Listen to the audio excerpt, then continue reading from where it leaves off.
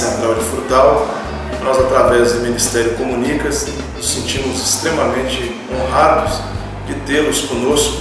Queremos que essa mensagem que você irá acompanhar possa edificá-lo profundamente. Que Deus te abençoe ricamente, em nome de Jesus.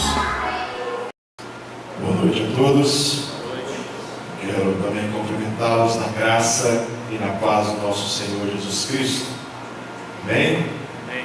Também quero agradecer a você que porventura esteja nos visitando nessa noite. Você seja muito bem-vindo aqui na Igreja Presbiteriana Central de Frutal. Para nós é um prazer recebê-lo, que você possa se sentir bem conosco e participar de outros encontros que nós temos aqui na igreja. Nós temos na quarta-feira estudo bíblico, todas as quartas-feiras às 19h30. Nós temos os nossos encontros nos lares, que nós chamamos de células. Você que recebeu o boletim tem ali a especificação do endereço e quem está liderando essa célula. E seria para nós um grande prazer também recebê-lo nessas outras programações. Domingo pela manhã, às 9h, nós temos 9h30, nós temos a Escola Bíblica Dominical e os nossos dois cultos de louvor e adoração, das 18h e das 20h. Bem, queridos, nessa noite, em reflexão com a palavra de Deus, nós vamos falar um pouco sobre a nossa vocação, sobre o nosso chamado. E como nós estamos aí no mês da Copa, né? Nosso Brasil, de certa forma, meio que parou para acompanhar a Copa do Mundo. A gente vai usar essa estratégia. Fomos convocados. A ideia é falar da nossa vocação. E é interessante que quando você acompanha um mundial como esse, dessa envergadura, desse potencial que envolve muitos outros países, é interessante que isso não acontece da noite para o dia. Esse mundial ele é preparado durante 4 anos. Aqueles que gostam de futebol, aqueles que acompanham os times aí pelo mundo afora, começam a perceber aqueles que irão participar representando os seus países na Copa do Mundo. Então é um período de preparo, é um período de amistosos, é um período de jogos, até chegar o grande dia da convocação. Na seleção brasileira mesmo, muitos jogadores passaram durante esses 4 anos aí de amistosos, de jogos, apenas jogos treinos, e muitos desses jogadores não foram convocados para participar da seleção brasileira para o ano de 2014. E é interessante que quando aqueles que menos esperam essa convocação são chamados, eles se surpreendem bastante. Como assim? Eu fui convocado para a seleção brasileira? Nem tinha em mente assim que eu estaria cotado entre os 22 jogadores. Isso aconteceu com o William, que foi convocado assim nos 45 minutos quase do segundo tempo da convocação, e ele deu uma entrevista muito emocionado sobre essa convocação de ser chamado para jogar na seleção brasileira. Ele ainda está no banco, não apareceu acho que nem no jogo ainda, mas só do fato de pertencer àquele grupo, o grupo da Copa do Mundo, da seleção brasileira, já é uma grande vitória na vida de qualquer profissional. Então a convocação, ela também é cheia de ansiedade. Aqueles que jogaram os amistosos, aqueles que fizeram os jogos treino, quando não veem os seus nomes na lista, enquanto eles não veem os seus nomes na lista de convocação, mesmo sabendo que serão convocados, eles não descansam. Jogadores ali, até como o Neymar, o Fred, jogadores que ao dar entrevista disseram: enquanto o nosso nome não é chamado, nós não nos sentimos em paz. Então, convocação de seleção brasileira gera muita ansiedade para disputar esse mundial aí, que realmente mexe com as nossas emoções, mexe com cada um de nós. E quando a gente faz essa comparação para a convocação para a Copa do Mundo, com a nossa convocação para a vida cristã, a gente tem muita coisa parecida. Existe aquela expectativa, aquela ansiedade, entre aspas, santa, de pertencermos ao Senhor Jesus. É interessante que esses jogadores, eles vivem um curto espaço de tempo. Jogadores aí que talvez vão disputar no máximo, 2 Copas do Mundo, salvo o Pelé, que disputou 3. O restante foram apenas 2 Copas como jogadores. Então, é um curto espaço de tempo, muita expectativa para terem ali os seus nomes lembrados na glória do futebol. Quando a gente faz a comparação com o tempo nosso de vida, o nosso tempo de expectativas aqui, dos nossos empreendimentos humanos, com a eternidade, parece que esse tempinho que nós colocamos toda expectativa, toda ansiedade, ele parece tão ínfimo, tão pequeno, diante dessa eternidade que está proposta para cada um de nós. Meus amados, nós não fomos, como povo de Deus, convocados para um curto espaço de tempo na nossa carreira cristã. Nós fomos convocados pelo Senhor, nosso grande técnico, para participarmos de uma seleção que vai para a eternidade. E é sobre isso que eu quero falar. Nós fomos convocados para uma missão superior, cuja glória e recompensa não são nem dinheiro e nem fama. Nós somos convocados para algo maior do que essa momentânea, que essa passageira festa tão interessante envolvendo o nosso país. Muitos estão muito envolvidos com a Copa do Mundo, esquecendo até dos seus problemas. Parece que o Brasil esqueceu o que é o Brasil, né? E está tudo bem, está tudo tranquilo, por causa da Copa do Mundo. Mas nós somos chamados para algo maior. Nós somos chamados para uma missão. Nós fomos convocados para uma missão maior do que as nossas próprias vidas. Nós somos convocados para participarmos da missão do Senhor, para entrarmos no campo, para demonstrarmos, para manifestarmos a nossa vocação. Eu quero convidar você a abrir a palavra do Senhor comigo, a segunda carta de Paulo aos Coríntios, capítulo 5, nós vamos ler dos versos 14 ao verso de número 20. Segunda carta de Paulo aos Coríntios, capítulo 5, dos versos 14 ao 20. Peço que você acompanhe a leitura da palavra de Deus. Segunda carta de Paulo aos Coríntios, capítulo 5, dos versos 14 ao verso de número 20. Diz assim o texto: pois o amor de Cristo nos constrange, julgando nós isso. Um morreu por todos, logo todos morreram. E ele morreu por todos, para os que vivem, não vivam para si mesmos, mas para aquele que por eles morreu e ressuscitou. Assim que nós, daqui por diante, a ninguém conhecemos segundo a carne. E se antes conhecemos Cristo segundo a carne, já agora não conhecemos deste modo. E assim, se alguém está em Cristo, é nova criatura. As coisas antigas já passaram, eis que se fizeram novas.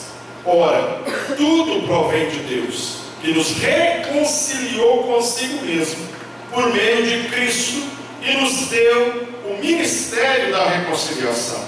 A saber, que Deus estava em Cristo, reconciliando consigo o mundo, não imputando aos homens as suas transgressões, e nos confiou a palavra da reconciliação, de sorte que somos embaixadores em nome de Cristo, como se Deus exortasse por nosso intermédio. Em nome de Cristo, pois, rogamos que vos reconcilieis com Deus. Quando nós lemos esse texto, quando nós lemos a segunda carta do apóstolo Paulo à igreja de Corinto, se você tiver um pouquinho só de sensibilidade, você vai ver que existe aqui um grande peso em o apóstolo Paulo chamar ali os primeiros leitores a se envolverem com a obra do Senhor. Existe aqui uma carga forte, emoções fortes que emanam desse pequeno texto que nós lemos, nos convidando a nos envolvermos com toda a nossa força, com toda a nossa vida, a esse grande chamado, a essa grande missão, a essa grande convocação, que envolve não apenas essa vida aqui, passageira, efêmera, mas que envolve a eternidade. Nós fomos convocados para entrar em campo, num campo maior do que um campo de futebol. John Wesley dizia que a paróquia dele, o campo dele, era o mundo. E eu e você fomos convidados, convocados, selecionados para entrarmos em campo. Como é que nós podemos afirmar isso com tanta convicção?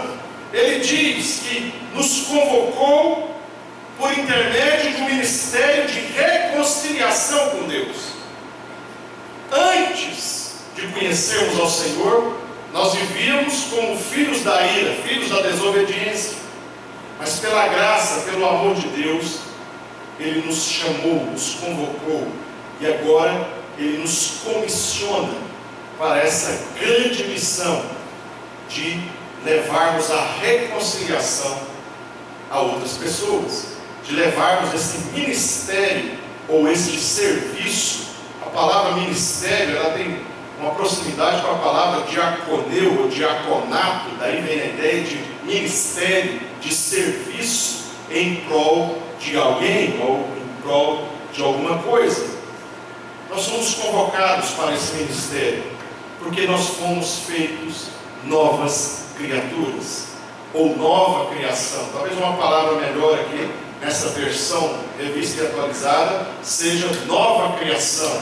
É aquela ideia de pegar algo que não tinha sido, não foi feito assim com muito esmero, não foi feito assim com muita técnica, desmanchado aquilo e feito novamente.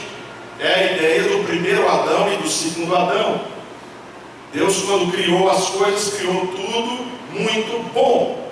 Tudo era muito bom segundo o Senhor. Mas o homem que tinha livre-arbítrio pecou, e a imagem de Deus foi distorcida na pessoa do homem. Por intermédio de um homem entra o pecado no mundo. A primeira criação. A segunda criação, em Cristo Jesus, nós fomos feitos nova criatura por intermédio de Jesus. Ou seja, alcançamos esse propósito eterno de Deus por intermédio da ação da reconciliação, por intermédio do Evangelho de Cristo.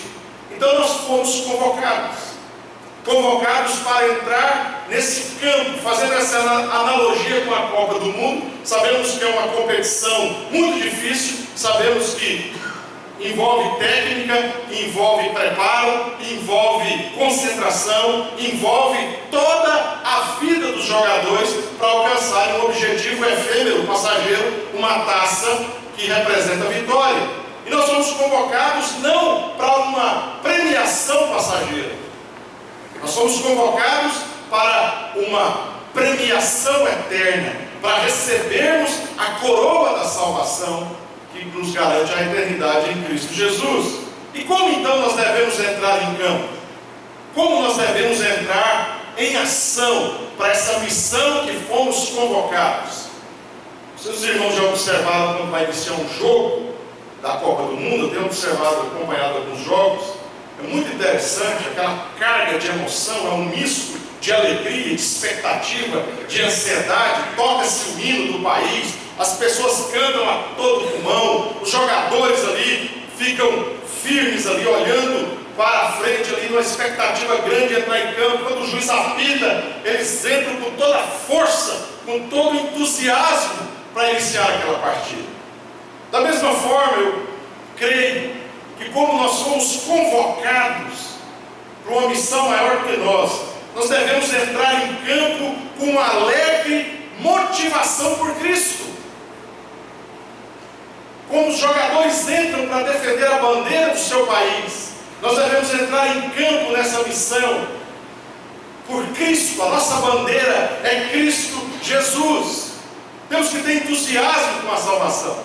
Temos que nos alegrar em Cristo pela grande obra que Ele fez por nós. Os versos 14 e 15 nos mostram isso, nos levam a refletir sobre esse entusiasmo. Pois o amor de Cristo nos constrange, julgando nós isso. Ou seja, por causa do grande amor de Cristo por nós, nós somos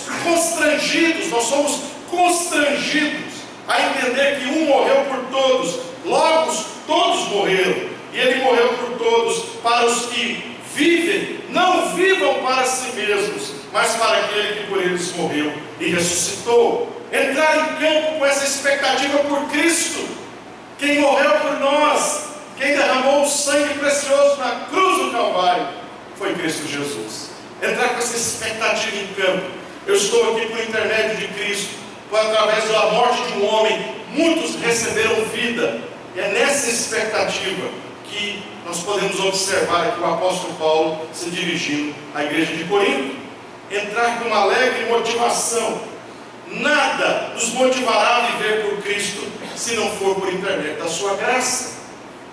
Se nós compreendermos a graça, se nós compreendermos a dimensão que envolve essa palavrinha que nos parece muito simples, muito familiar, de entender que nós não tínhamos mérito algum, de entender que nós não merecíamos a salvação em Cristo, mas que por intermédio do amor, por ação da graça de Deus, nós recebemos salvação, expectativa, esperança de vida eterna. Nós entraremos em campo com toda alegria, com toda força, esse campo que nos leva à eternidade. Nada nos impulsionará a segui-lo e a servi-lo, se não for por amor. Nessa expectativa de entrarmos em campo, resgatados pela graça, nós devemos servir a Cristo Jesus, não se não for de forma voluntária. Ninguém é obrigado a servir a Jesus. Ninguém é obrigado a se envolver com Cristo. Nós somos convidados, nós somos convocados, nós fomos chamados pelo amor dele. Portanto, nós devemos servir em amor. Se os irmãos observarem os jogadores da seleção brasileira, é muito interessante. Nós temos jogadores que ganham milhões de dólares por ano. Se nós formos pensar em questões financeiras, um jogador como o Neymar, eu não sei quantos milhões que ele foi vendido lá no Barcelona, para ele não é muito interessante ganhar 1 milhão de dólares, acho que cada jogador vai ganhar, para participar o time vencedor, mas o prêmio para cada jogador é 1 milhão, não sei se é de dólares ou de reais, mas é 1 milhão. É um grande prêmio, mas em comparação àquilo que eles já ganham nos times europeus, é irrisório. A motivação de participar da Copa do Mundo para esses jogadores não é questão financeira. Da mesma forma, nós devemos participar desse chamado de Deus por intermédio da graça, participar com amor. Ninguém é obrigado a servir a Jesus. A religião tenta impor isso nas nossas mentes. Você precisa servir a Jesus por obrigação. Eu creio, amados, que nós servimos a Cristo Jesus, nós entendemos a missão que nós fomos comissionados e convocados, e servimos a Ele em amor, porque eu entendo a dimensão da graça de ter me alcançado, de ter trazido nova vida. Um escritor cristão chamado Andrew Murrow, ele fala o seguinte: o entusiasmo pelo reino está esquecido porque há muito pouco entusiasmo pelo reino. Tem muita gente que está na fé cristã que não vive entusiasmado nesse chamado, nessa convocação que o apóstolo Paulo faz na sua segunda carta aos Coríntios. Vivem por tradição, vivem por questões de família, se acostumaram com o linguajar evangélico, se acostumaram com as liturgias, se acostumaram com a vida religiosa evangélica. E vão perder a motivação por Cristo Jesus. Jesus nada mais é do que o nome do que um ícone, alguém muito distante. Andrew Murrow fala isso. Nós não temos muito entusiasmo às vezes com o reino, com as coisas do reino, porque nós perdemos o entusiasmo com o reino. Nós precisamos nos entusiasmar novamente com esse que entrou em campo primeiramente para nos trazer vida e vida em abundância. Charles Peace foi um dos maiores ladrões da Inglaterra no século XIX. Ele, inclusive, inspirou aquela série de livros do Sherlock Holmes. Charles Peace foi um bandido muito consagrado na Inglaterra, e ele, uma vez em ação, foi matar uma pessoa, e dizem que antes de matar a pessoa clamou, dizendo que ele era um seguidor de Jesus e que não fizesse isso com ele, porque ele servia a Deus. Então Charles Peace olhou para aquele homem e disse: não, você não crê. Se eu cresce no que o Senhor afirma crer, correria ou mesmo rastejaria por toda a Inglaterra e pelos campos, ainda que estivessem cheios de cargo de vida, para falar a homens e mulheres da minha fé. Então, quando o Charles Peace estava lá para executar o seu refém, a pessoa clamou e disse: não faça isso porque eu sou um seguidor de Jesus. Então, não, você não é. Porque se você fosse, se a sua fé me convencesse, eu mesmo rastejaria pela Inglaterra, proclamando a fé em Cristo Jesus. Amados, o nosso entusiasmo, ele impacta até os ímpios. Nossa fé precisa impactar. A nossa expectativa, o nosso entusiasmo precisa impactar as pessoas. As pessoas sabem o nível de entusiasmo que nós temos com a nossa fé. O segundo aspecto que a carta nos mostra, nos versos 16 e 18, é que nós devemos entrar em campo com uma nova vida em Cristo. Primeiro, com entusiasmo por Ele, lutar por Ele, viver por Ele, mas também transformados por Ele, com uma nova vida em Cristo. Assim que nós, daqui por diante, a ninguém conhecemos segundo a carne, e se antes conhecemos Cristo segundo a carne, já agora não conhecemos deste modo. E assim, se alguém está em Cristo, é nova criatura, e as coisas antigas já passaram, eis que já se fizeram novas. Ora, tudo provém de Deus, que nos reconciliou consigo mesmo por meio de Cristo. Aqui a ênfase é nessa nova criação, nessa nova vida, nessa nova expectativa de vida que nós temos em Cristo. Nós devemos entrar nesse campo da missão, nesse grande campeonato da eternidade, com uma nova vida. Não sermos apenas religiosos, mas termos realmente valores mudados e, consequentemente, valores que transformam o nosso comportamento. Muitas pessoas às vezes pensam que o caminho é inverso. Eu preciso transformar o meu comportamento para depois transformar os meus valores. E isso não dá certo. Isso é complicado, é desgastante, envolve muito gasto de energia.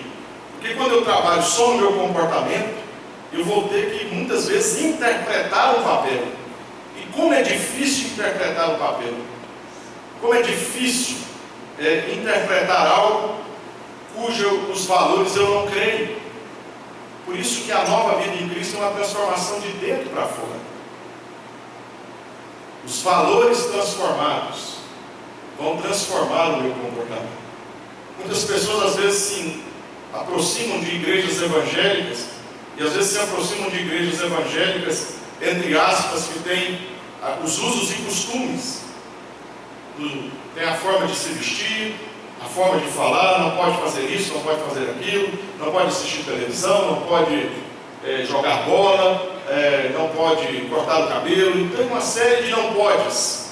E as pessoas pensam que se aproximar de religiões evangélicas assim, estarão transformando a sua vida.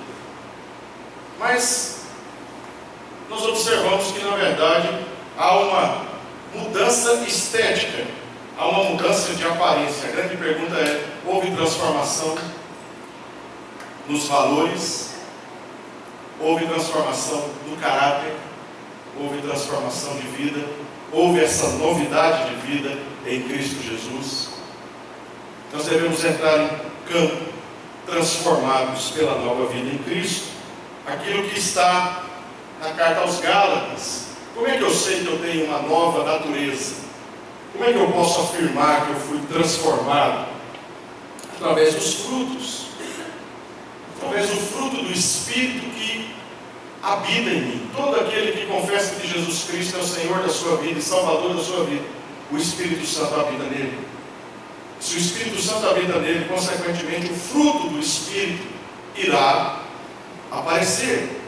Bondade, benignidade, mansidão, amor, domínio próprio.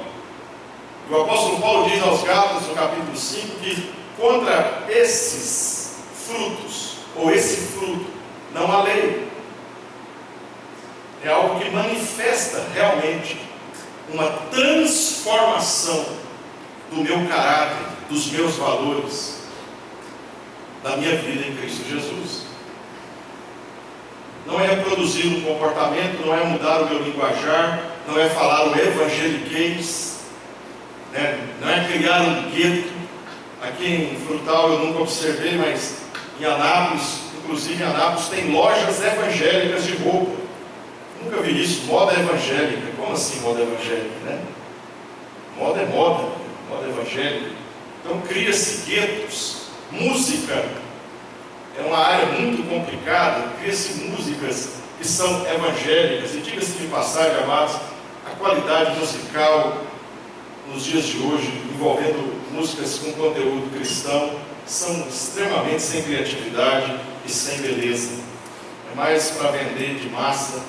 É a mesma coisa de pegar uma música comercial e colocar lá uma letra evangélica. Não é porque tem uma letra evangélica que a música seja uma música de edificação cristã. Não sei se eu me fiz entender. Não é só porque está falando de Deus, que Deus é amor, que Deus é maravilhoso, e o ritmo seja o arrocha. Quantas músicas de arrocha com conteúdo, entre aspas, cristão, tem escutado, tocado aí nas rádios? Eu acho que não é por aí, particularmente. Devemos manifestar essa nova vida. Essa nova vida em Cristo nos leva a uma vida de excelência.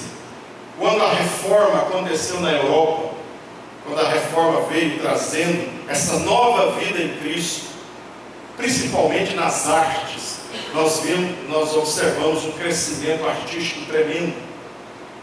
A reforma ajudou principalmente na música. Martinho Lutero foi aquele que introduziu o instrumento no culto ao Senhor.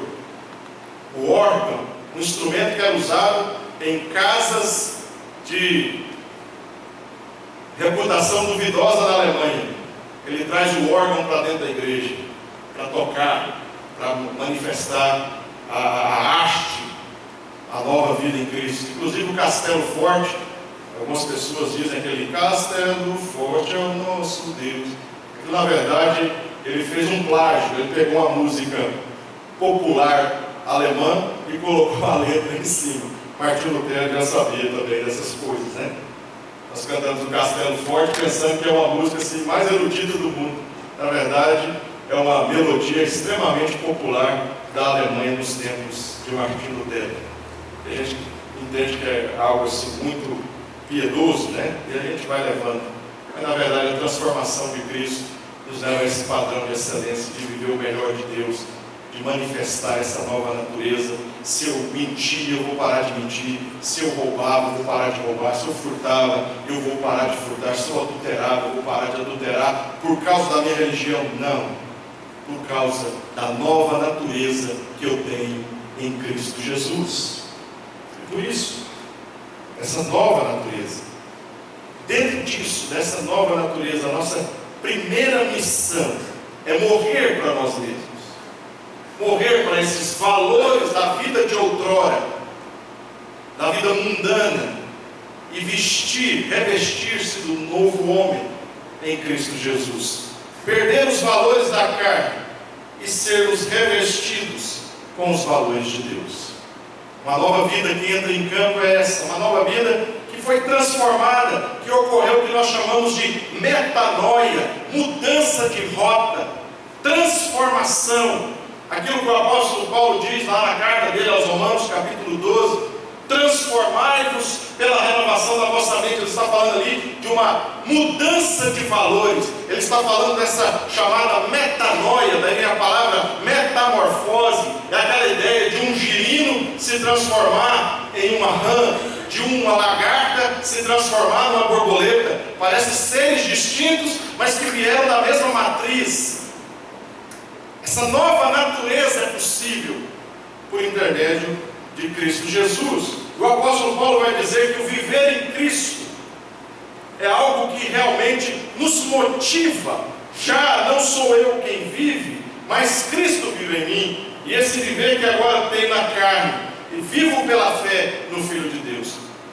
Pastor, mas viver em Cristo é muito alto para mim. Como é que eu vou ter esse padrão tão elevado? E ele vai responder aqui na carta aos Gálatas.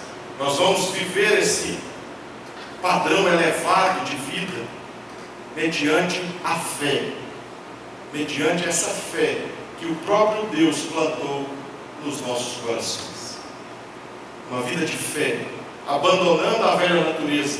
Isso é um processo. Esse processo de abandonar a velha natureza para viver essa nova vida, nós chamamos isso de santificação.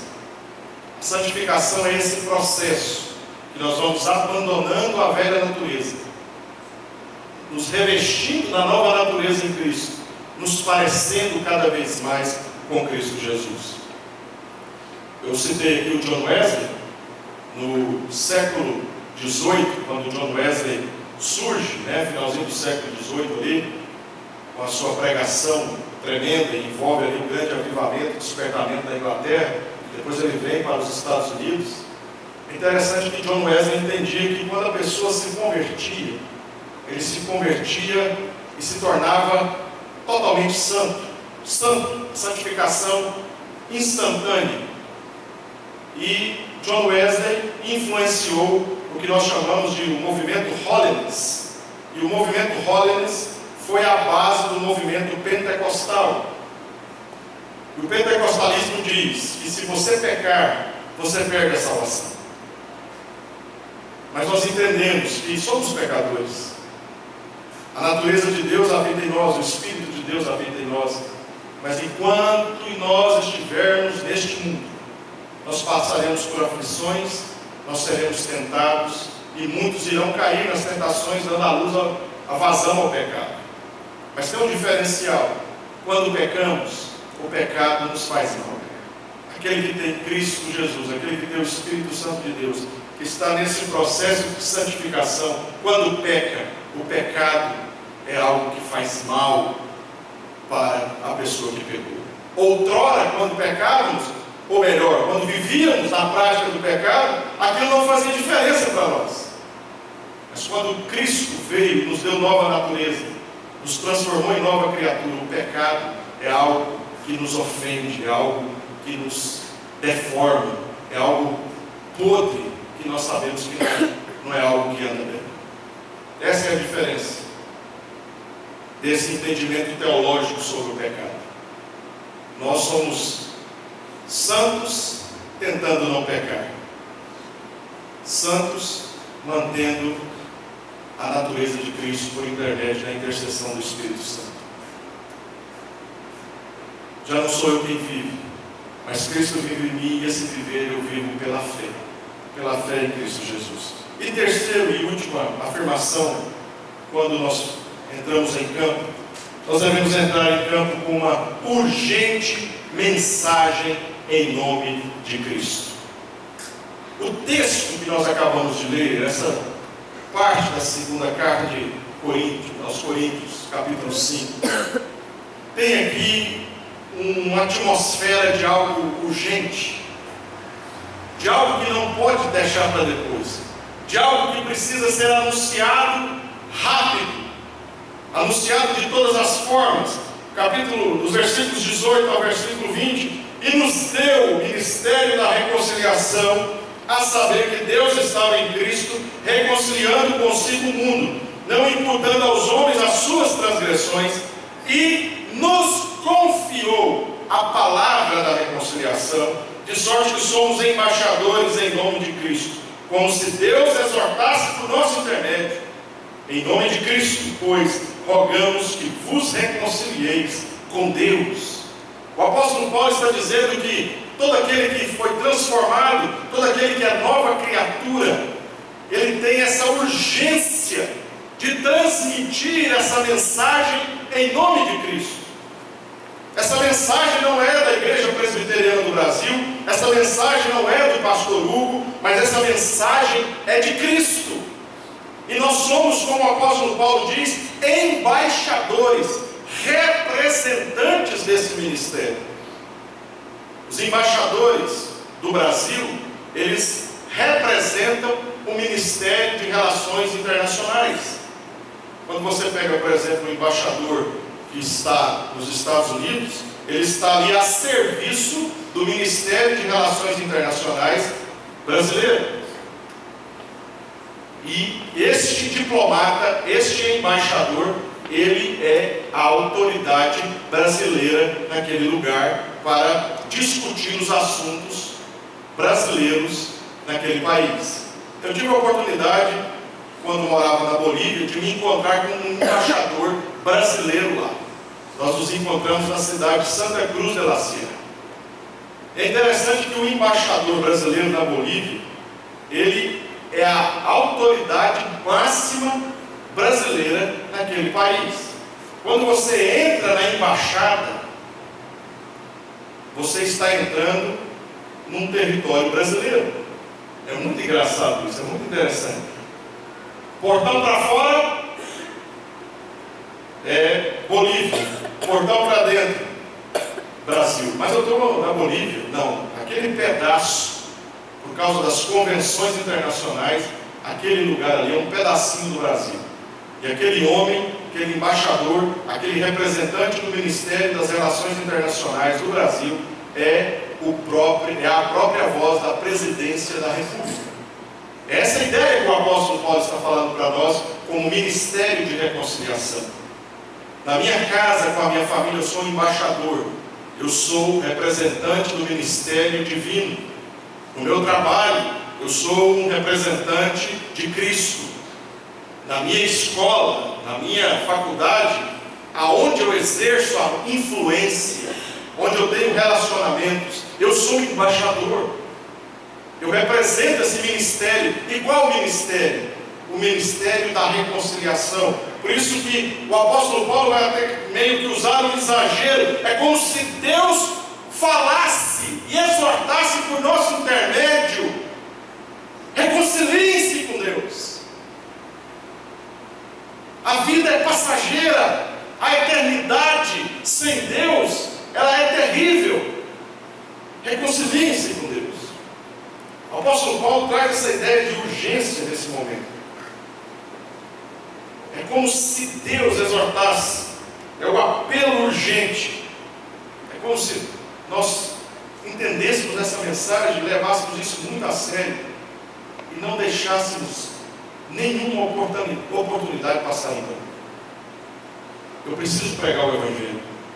Eu preciso falar desse ministério da reconciliação. Eu preciso falar para as pessoas que estão próximas a mim, que não conhecem Cristo Jesus, que Cristo Jesus morreu por elas. Eu não posso deixar isso para depois. Eu não posso ver a oportunidade aparecer na minha frente e me calar.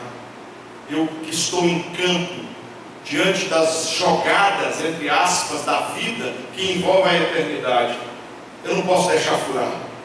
Igual muitos jogadores deixam furar os passos, às vezes está na cara do gol, a bola passa em frente a eles, eles furam e erram totalmente ali a jogada. Eu não posso perder a oportunidade de falar de Cristo.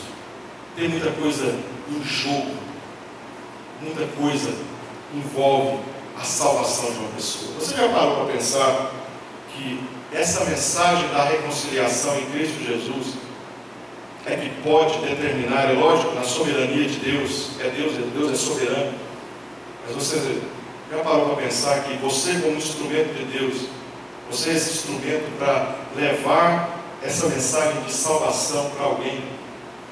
E talvez você seja o único que vai ter contato com essa pessoa e essa pessoa não vai ter mais contato nenhum.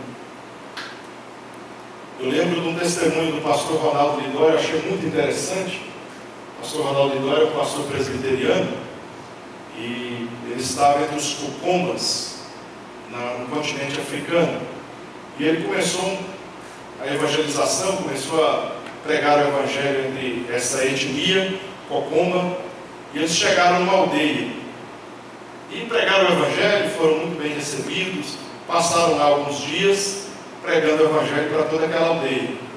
E na ida, voltando para a base, eles observaram que lá numa montanha tinha uma casinha, tinha uma xoxa, né? uma choça, não é choça, né? A casinha deles lá. E ele comentou com o guia, falou assim, tem uma casinha lá e a gente não falou de Jesus. Aí o guia falou, então vamos lá. Aí tinha um outro acompanhante, falou, não, em outra oportunidade a gente vem e fala. E o Ronaldo Lidório, o pastor Ronaldo, sentiu, não, a gente precisa ir. E foram, voltaram para a aldeia, subiram a montanha, foram até aquela casinha e pregaram o evangelho. E as pessoas que estavam ali receberam o evangelho. Hoje um dos pastores Cocombas é o habitante dessa casinha. Já pensou se deixasse? Não, depois a gente fala, depois a gente prega. A gente não pode deixar as oportunidades fugirem.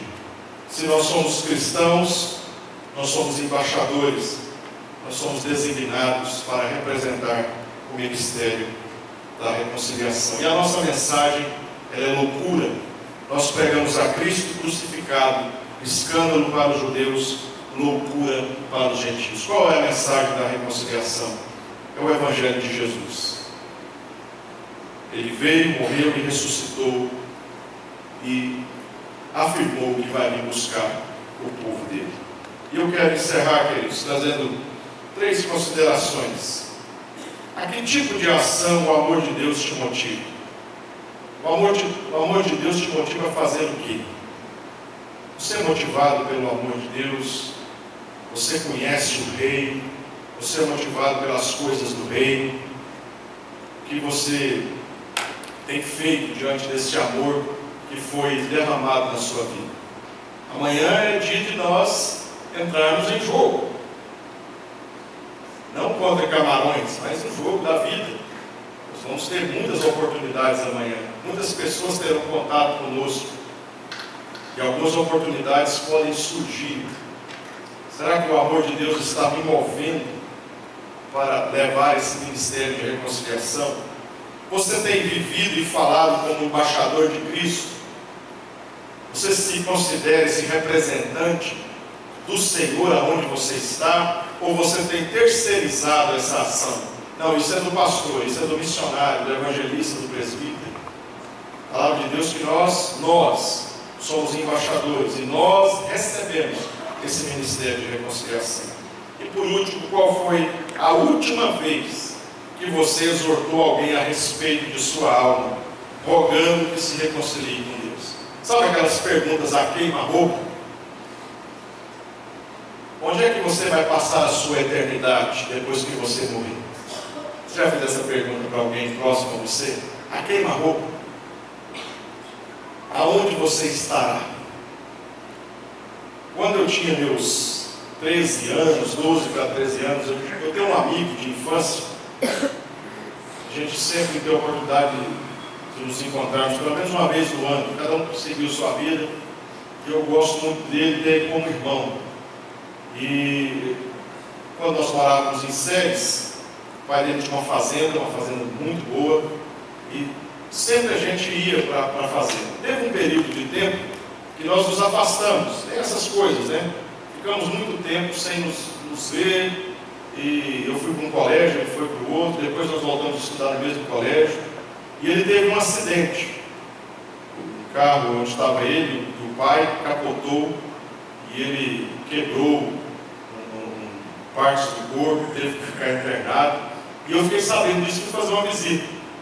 Depois que ele se recuperou e tal. E aí ele me chamou novamente: você quer ir para a fazenda? Eu quero. E nós fomos no final de semana para a fazenda. E lá, andando lá entre os pomares, uma fazenda que tinha muita goiabeira, laranjal, mexerica. E menino gosta dessas coisas, né? E a gente conversando ali, comendo as frutas, eu perguntei para ele, o nome dele é Alexandre: Alexandre, e se você morresse, você iria para onde? Ele parou e falou: eu não sei para onde eu iria. Aí eu preguei o Evangelho para ele. Aquela forma simples, menino de 12, 13 anos. E o Alexandre, pela graça de Deus, ele, a esposa, os irmãos, o pai e a mãe, todos servem o Senhor Jesus hoje. Oportunidade de falar aonde você vai passar a sua eternidade. Não perca as oportunidades, querido, que Deus abre diante de você. Não perca. Entre em campo como um convocado. Vista essa camisa do Evangelho. Entre para valer. Entre para marcar gol. Entre para honrar a pessoa de Cristo na sua vida. Que Deus possa te abençoar profundamente. Amém? Vamos ficar de pé, vamos orar.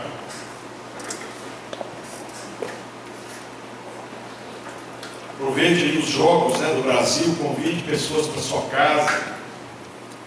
Por desculpa de assistir o jogo, assista o jogo, mas fale do amor de Jesus, fale da graça de Jesus para esses amigos, que precisam também de receber esse ministério de reconciliação, que precisam receber a reconciliação por intermédio de Cristo Jesus. Bendito Deus, nós agradecemos porque um dia o Senhor veio até nós e a tua graça nos alcançou. Nós não éramos merecedores e o Senhor nos amou com amor incondicional. Mas o Senhor nos convoca nessa noite a entrarmos em campo para vivermos essa missão que é do Senhor, de proclamar o ministério da reconciliação. O Senhor nos tem dado muitas oportunidades, Senhor, de pregar o Evangelho, em tempo e fora de tempo, em casa, no trabalho, na rua, conversando. Espírito de Deus, que o Senhor nos sensibilize a falarmos do Evangelho a esses que estão ao nosso redor, aos nossos amigos, aos nossos parentes, as pessoas, ó Deus, que às vezes nós não conhecemos, mas o Senhor nos dá a oportunidade de pregar o Evangelho.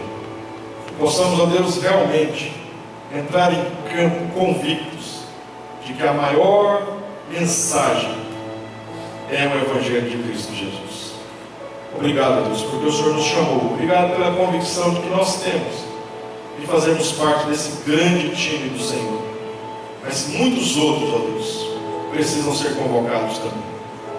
Nos capacite a isso, nos leve a isso como igreja. Que essa semana seja uma semana guardada pelo Senhor. Abençoe o que está, ó Deus, com problemas. Abençoe aqueles que estão angustiados, aqueles que estão enfermos, aqueles que estão com parentes enfermos, aqueles, ó Deus, que estão batendo a porta da dignidade de um emprego, aqueles que estão em conflitos nos seus lares. Que a tua graça também esteja presente nessas situações. Nos leve uma semana, Deus, a ter uma semana na tua santa presença. Nós oramos assim, crendo que o Senhor nos convocou para algo maior do que todos nós. Nós somos chamados pela tua graça. Nós clamamos o teu nome sobre as nossas vidas. Seja conosco, Pai, nessa semana, em nome de Jesus. E agora, irmãos, que a graça do nosso Senhor e Salvador Jesus Cristo, que o amor de Deus, o eterno Pai, e as ternas consolações do Santo Espírito de Deus estejam sobre vós e sobre todos aqueles que foram convocados a servir a Cristo Jesus. Maranata, vem, Senhor Jesus. Quero dar um aviso somente para os líderes. Lá atrás tem o esboço para a célula. Você pode pegar lá com o Vinícius. Que Deus te abençoe, uma boa semana. Abraça pelo menos umas 5 pessoas. Vá em paz, em nome de Jesus.